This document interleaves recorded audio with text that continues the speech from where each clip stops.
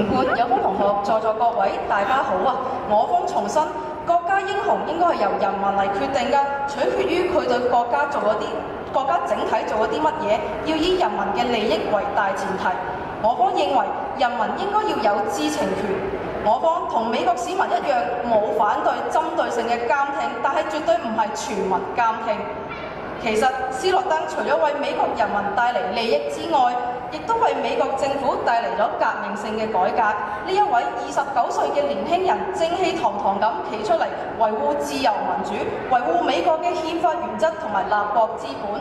佢話咗俾大家知，法律冇保護到人民嘅私隱。喺重重嘅反對聲音之下，美國政府依然一意孤行，喺市民不知情、冇犯罪嘅情況之下，監管以及記錄佢哋嘅一舉一動，唔符合美國政府崇尚自由、尊重民主以及提倡私隱權嘅形象之餘，又不見成效喎。如果唔係波士頓馬拉松嘅恐怖襲擊，又點會發生呢？有方同學話佢危害咗美國政府，我方實在不敢苟同啦。有方同學，再加上有方同學資料搜集錯誤啊！請大家記住，斯諾登手上有無數嘅情報，但係佢冇選擇透露真正嘅國家機密啊！佢只係選擇咗話俾人民知，政府喺佢哋不知情嘅情況之下，侵犯咗佢哋嘅私隱。政府所做嘅同憲法定明嘅係背道而馳㗎。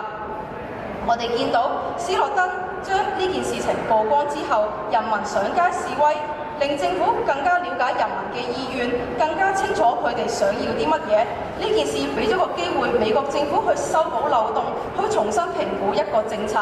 我哋見到美國政府奧巴馬已經有作出反省啦，喺一個新聞發佈會上明言，美國需要喺國家安全同個人私隱以及人民自由間保持平衡啊！